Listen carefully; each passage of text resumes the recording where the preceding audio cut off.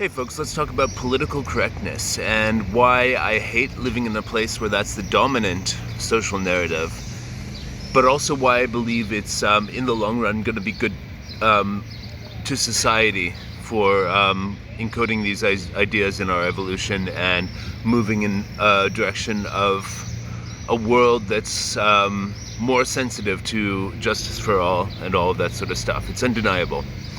And it's undeniably annoying to live in a society that polices your thought, behavior, opinions, actions in such a way that I encountered in Canada. And indeed, this is one of the main reasons why I moved away from Canada.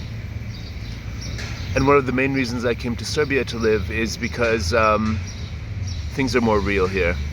And there was an opportunity to live a life more guided by my own value system rather than the value system that was forced on me by other people. So I mean, like, that's part and parcel of a foreigner's existence. See, if you only ever lived in your home country, one country, you're more likely to only mimic the beliefs and behaviors of and opinions of the people around you. Whereas if you move to another country, you get a chance to compare and update and take a little bit of this and a little bit of that. So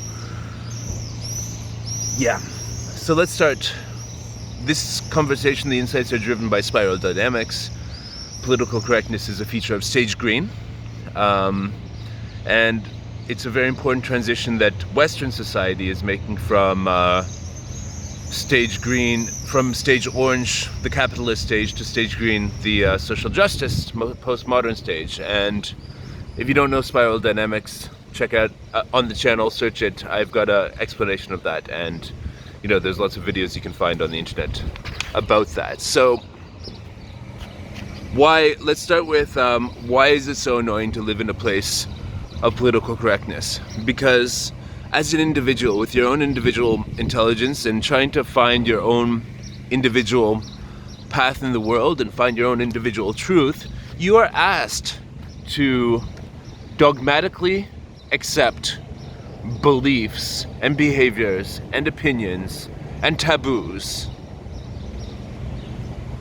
without actually being convinced. It's a type of collectivism. It's a type of, we believe this as a collective, and we're banding together and believing these things that the collective tells us we need to believe in order to achieve our membership in the collective and the social goals of the collective. Why is that offensive to an individual? Because the individual believes that their journey in the world is individual, and they'd rather have individual truth and individual achievement rather than collective truth and collective achievement. And the other issue is, like, it's us versus them mentality. Like, us, the people who believe in social justice, equality and all that stuff, against them. And them very quickly becomes like they are reprehensible people who we really look down upon, and any opinion which sounds like it's outside of our belief system makes them the enemy. And there's a huge loss of nuance of thought here. There's a huge loss of considerations of perspectives of the people who you have decided to oppose. Now, in spiral dynamics, green is the last stop on the whole spiral before you get to systems thinking, which is yellow, which essentially embraces everybody and their opinions and how those opinions serve them to get to where they are. So I'm guessing that most of the people watching this are in the individualist capitalist stage, haven't gotten to the green or the yellow, and these stages go one after another. So I like to be mostly on the yellow integral thinking. So from that position, I analyze, in a society where it was might is right, and let's say an example of Vikings or warlords simply using force to extract wealth from people, make them slaves and all that sort of stuff. In that type of society, do you believe that the advent of religions, institutions like the Catholic Church, which gave people dogmatic beliefs on how to behave better towards each other and accept each other as equals and as collective, you know, within a church, do you believe that that was an improvement? Do you believe that It's good for a criminal who is basically running around taking advantage of people without considering the cost of stealing from someone, the cost of killing someone, beating someone. Do you believe it's good when that person finds God and starts reading the Bible and starts believing that they should be good to other people and that's how they're going to have a good life themselves? Do you believe that's a good development? Because I do, and it's a very visible thing that people in the mafia then they find God or find religion, and find religion is a better way to put it. And so a similar thing is happening here with people who were previously individual capitalists, people who were into achieving wealth on their own, and basically they weren't. It's a higher evolved stage of individualism, so they didn't care if they basically fucked someone else over. They wouldn't go as far as killing people, beating people. They wouldn't go as far as stealing from them. They want a game that they can play which has fair rules so everybody can kind of do so much. That's the capitalist system that we've sort of inherited in the Western world, which is now transitioning into something different, because that system is obviously unsustainable from an environmental level. It creates a lot of inequality. It's just the people who are creating that inequality with their actions do not want to actually be directly exposed to the results. So if you live a great life in America, driving your car and wearing a bunch of cheap clothes, you don't care if the oil in your car was won by a war that the US fought in the Middle East. You don't care if your clothes were made somewhere in Indonesia or China with horrible conditions. It's out of sight, out of mind. Whereas the previous stage, red, individual criminals and stuff, they were happy to see the suffering they were inflicting on the world. But capitalists don't want to see it, but that doesn't mean it's not happening.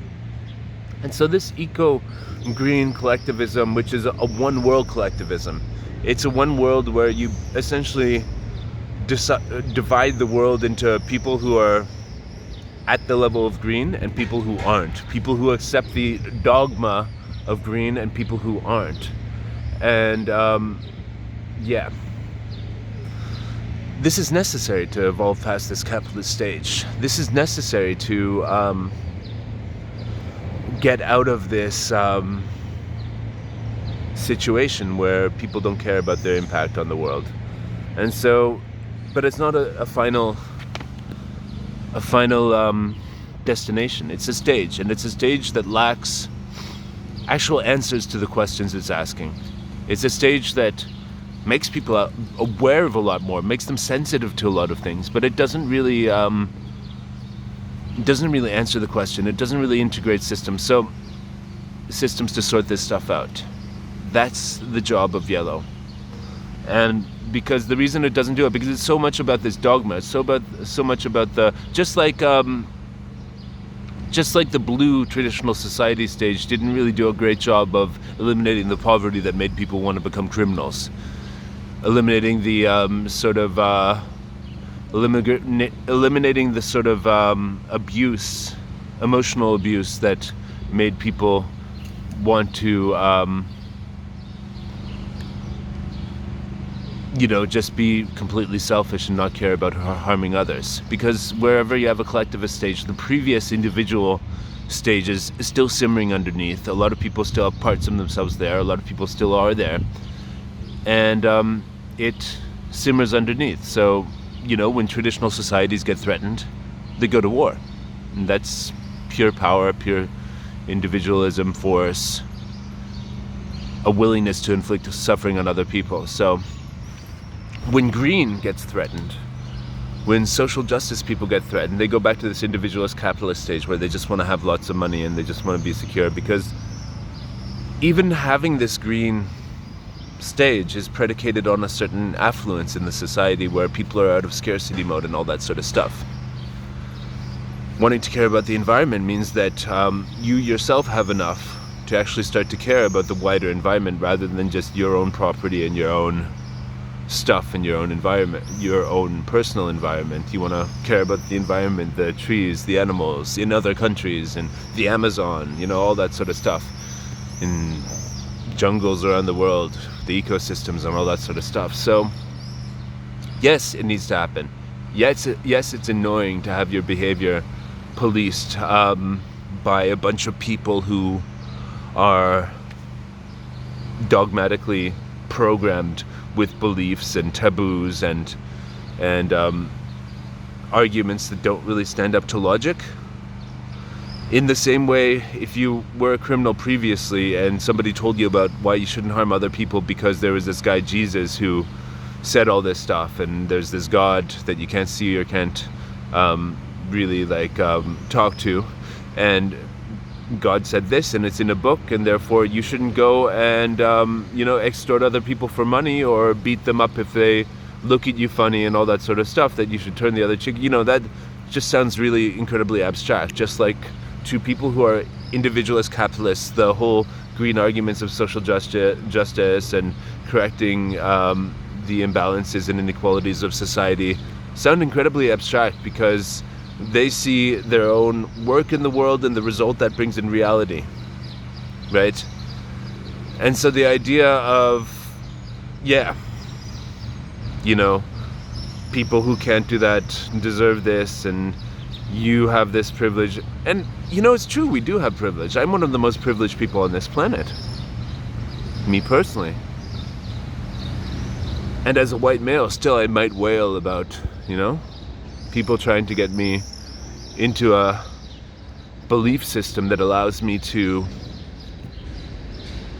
help others achieve that. But slowly but surely we do it, and more integral thinking, systems thinking will prevail.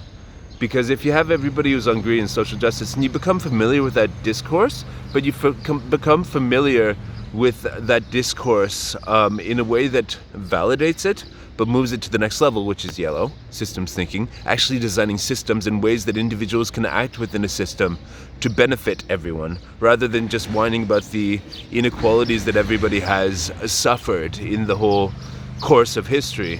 You're actually making a change, you're actually making a difference, just like somebody who makes a business as an individualist capitalist, driven by the idea of getting rich or whatever, is actually creating a system that helps more people achieve affluence and wealth, rather than